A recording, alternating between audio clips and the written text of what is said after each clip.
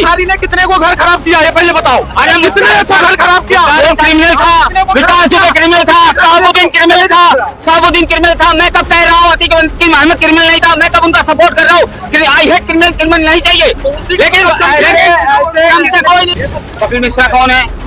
विधायक है भाई, जिसने दंगा भड़काया था वही है, जिसकी वजह से 500 लोग मारे गए थे वही है। कपिल मिश्रा की बात कर रहे हो? कपिल मिश्रा जी ने दंगा भड़काया। आज सरकार आई है, कल चली जाएगी, याद रखना। ये बीमारी की तरह है, ज्यादा दिन ये बीमारी नहीं रुकेगी। चोर तो वहाँ बैठे हुए पाकिस्तान में तुम्हारे, जहाँ बिरयानी खाने जाते बगैर बुलाए। अब की जाएंगे मोदी जी, तुम भी चले जाना लटक के साथ में। एक घर से परिवार नहीं चलती है। आपके घर में कितने बच्चे हैं? भैया गार्जियन एक आदमी करेगा उसकी सजा पूरे परिवार। भाई साहब आप गार्जियन में एक हो। राम कुमार का घर नहीं गिराया गया। मैं भी बोल रहा हूँ, सुनिए मेरी बात पूरी तरह से सुनिए। आपके फैमिली में आपको घर चलाने वाले कितने लोग हैं? एक लोग हैं। अगर जो उसके साथ कोई जबरदस्ती हो गई या कुछ उसके विषय में कुछ हो गई कहानी, उसका घर का कौन देखेगा? कौन देखेगा? कौन देखता है? कौन देखेगा? आपको बताइए। अरे वही तो मैं पूछ रहा हूँ आपसे। 5 किलो राशन का भिखारी बना दिया है। आप बताइए। अच्छा एक कानून के खिलाफ जो काम कर रहे हो, अरे कानून के यही खड़े रहिए। अगर एक घर का एक आदमी कोई गलत काम कर रहा है, उसके घर में 4-5 साल के बच्चे हैं, उसका घर गिरा दोगे तुम? कैसे गिरा दोगे? जिसने गलती किया है उसके ऊपर क्यों लगाओ? कमर के नीचे 10 लाठी मारो, जेल में डालो, लेकिन तुम घर नहीं गिरा सकते। मैं बोल रहा हूँ एक मिनट तो घर गिरेगा। मैं बोल रहा हूँ उसने कितने, तो देखो ये तो देखो कि उसने कितने घरों को खराब कर दिया। उसके तो एक घर गिरे हैं और 4 बच्चे अनाथ होंगे, और उसने पता नहीं कितने बच्चों को अनाथ कर दिया। नहीं देख रहा जिसके घर गिरे जा रहे हैं, जिसके घर हिंदुस्तान के अंदर घुसपैठ की घटना बढ़ रही है। घुसपैठ खत्म होना चाहिए, और जो सरकारी जमीन के अंदर ये घुसने का काम कर रहे हैं, ये भी खत्म होना चाहिए। सारी सरकारी जमीन को दे दो। सरकार घर मुहैया कराएगी सबको। प्रधानमंत्री योजना के तहत सबको आवास मिलेगा। माननीय प्रधानमंत्री श्री नरेंद्र मोदी जी के आशीर्वाद से हमारे प्रधानमंत्री ने हमेशा गरीबों का साथ दिया है। जवाब ले लेते। अब इन्होंने कहा कि हर किसी को प्रधानमंत्री के द्वारा आवास मिलेगा, और जो घुसपैठियां हैं उन्हें बाहर भेजा जाएगा। जब मिल जाए तो आप घर गिरा दो, कोई दिक्कत नहीं है। आप पहले क्यों गिरा दे रहे हो? लोगों को बेघर करे दे रहे हो। 5-5 साल के 4-4 साल के बाबू बच्चे सड़कों पे पड़े हुए हैं। ये कोई कानूनी कार्रवाई है? ये आप समझिए संविधान के खिलाफ काम हो रहा है, और समझिए बिल्कुल गैर कानूनी है। अरे मुख्तार अंसारी ने कितने को घर खराब किया है पहले बताओ। कितने को घर खराब किया? क्रिमिनल था, विकास दुबे क्रिमिनल था, साबुद्दीन क्रिमिनल था, साबुद्दीन क्रिमिनल था। मैं कब कह रहा हूँ अतीक मोहम्मद क्रिमिनल नहीं था? मैं कब उनका सपोर्ट कर रहा हूँ? आई हेट क्रिमिनल, क्रिमिनल नहीं चाहिए। लेकिन हमसे कोई नहीं है। एक मिनट सवाल सुनिए सर, देखिए चिल्लाइए मत। ऐसे कितने घर हैं जो आपके नजर में है कि इन्होंने योगी जी ने ऐसी बुलडोजर चला दिया अपना? यार मैं पैदल चल के गिनता हूँ। मोदी जी को पता है कितने घर गिनवाए हैं, उन्होंने गिनती की है। आप जवाब नहीं, आप कह रहे हैं कि मैं वहाँ बरेली जाऊँ एक घर को देखूं? मैं ऐसा कैसे संभव हो सकता है? एक घर देख लूंगा। एक घर उठाया, बुलडोजर चला दिया, और सफाई देने के लिए इंटेलिजेंस लोग सामने आ गए। ये भाजपा के लोग हैं। आप भाजपा के हिंदू हैं, भारत के हिंदू हैं। ये भाजपा के हिंदू है, भारत के हिंदू है। भाजपा के तलवार शाखा बंद करो, भाजपा के तलवार शाखा बंद करो। बरेली में जो हुआ बिल्कुल सही हुआ। बरेली के लोगों की, बरेली में जो लोगों ने गुंडागिर्दी की, बहुत गलत गुंडागिर्दी की, पुलिस पर पथराव दिया। ये कोई नियम होता है कानून? उनको मैं कहता हूँ बीजेपी की सरकार सन 2050 तक रहेगी, कोई नहीं गिरा सकता। सर्वे कर लीजिए, यहाँ पे बोलने वाले हैं। ये भगवान मोदी के साथ मिलेगा क्योंकि उन्होंने विकास किया है। सब यहाँ पे जितना मिलेंगे, सब आपको साथ मिलेंगे मोदी साथ वाले। सिर्फ एक लौटा है जो नहीं बोलता है। यमुना में आता है, हरियाणा का बहा हुआ दिल्ली की यमुना में आता है। विकास कर दिया, बहुत बढ़िया। अच्छा एक सवाल का जवाब दीजिएगा सर। नाम क्या हुआ आपका? नदीम। अच्छा नदीम जी, एक मिनट। ये नहाता है क्या जमुना में? तू नहाता है क्या जमुना में? तू अपने जामा मस्जिद से बात कर, तू अपने जामा मस्जिद से बात कर। वहाँ कितनी गंदगी है? तू नहाता है क्या? बात कर रहा हूँ। जामा मस्जिद तू नहाता है? मैं जामा मस्जिद जाता ही नहीं, कभी जाता ही नहीं। एक मिनट। सबसे ईमानदार नेता, सबसे हो ना। अरे चाचा जिसको चाहेगी सत्ते में आएगा, और मोदी जी को साथ जब तक जिंदा है जब तक साथ रहेगा। सवाल सुनिए पहले, तब जवाब। नहीं सर चुप, एक मिनट। एक बात आज आप बोल दीजिए आदमी। अब एक बात बताइए, सबसे ईमानदार नेता आपको कौन लगता है जो हाँ ये ईमानदार नेता ये अच्छा काम करेगा? भाई मेरी समझ में कोई नहीं आता, सब में कमियां हैं, लेकिन दिल्ली के लिए कुछ हद तक केजरीवाल ने किया था, शायद जनता ये आवाम समझे मेरी बात को।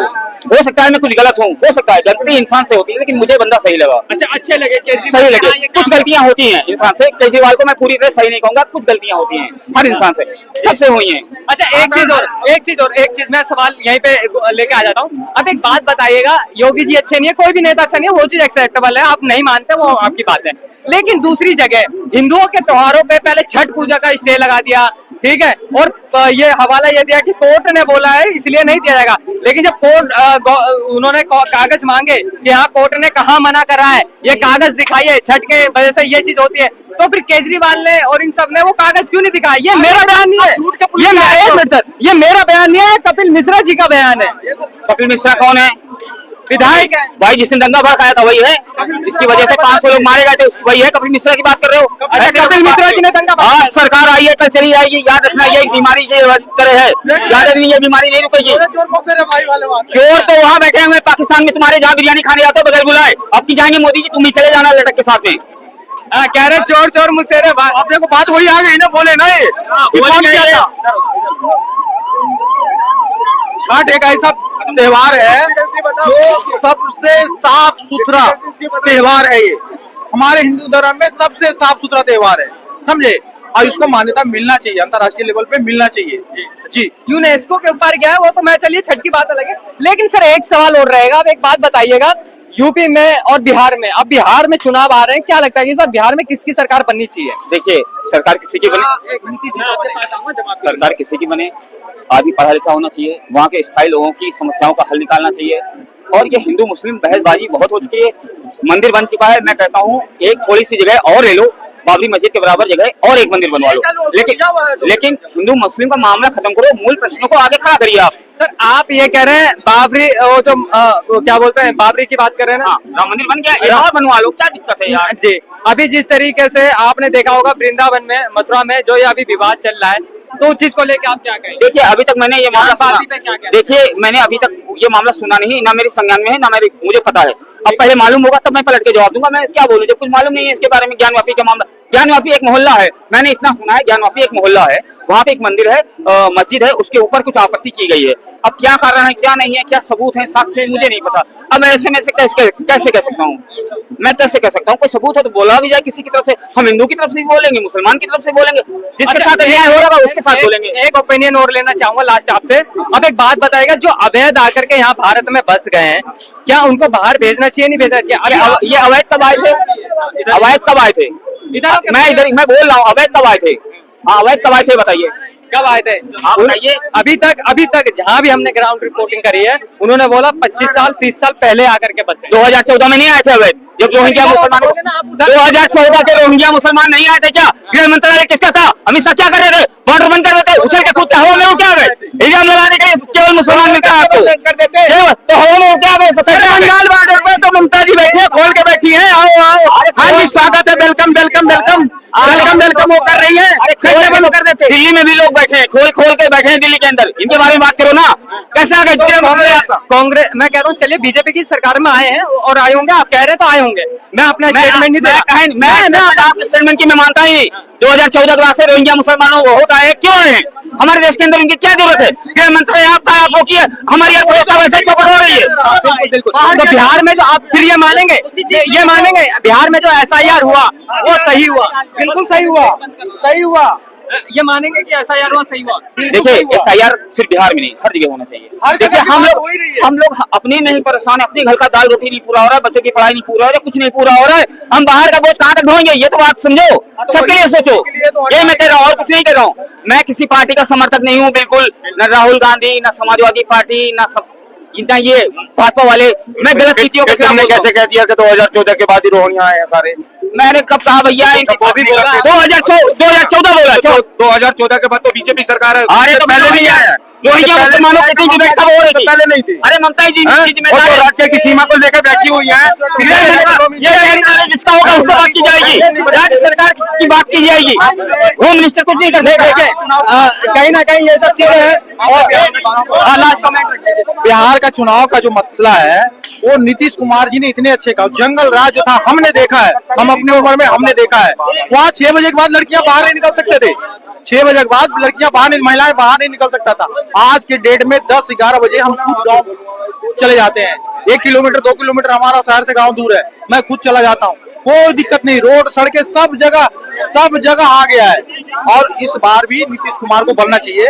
इसके बाद ऑप्शन में चिराग पासवान को रखना चाहिए। चलिए, बहुत चिराग बढ़िया। पासवान बहुत युवा नेता है और बहुत अच्छे व्यक्ति हैं वो, उनको लाना चाहिए विकास के लिए। नाम क्या हुआ सर? मेरा गौतम पासवान। और देखिए इन सब चीजों को लेकर के कहीं ना कहीं जो है इन्होंने एक अच्छा अपना ओपिनियन रखा है। आप क्या सोचते हैं इन सब चीजों को लेकर के हमें जरूर बताइएगा। जय हिंद।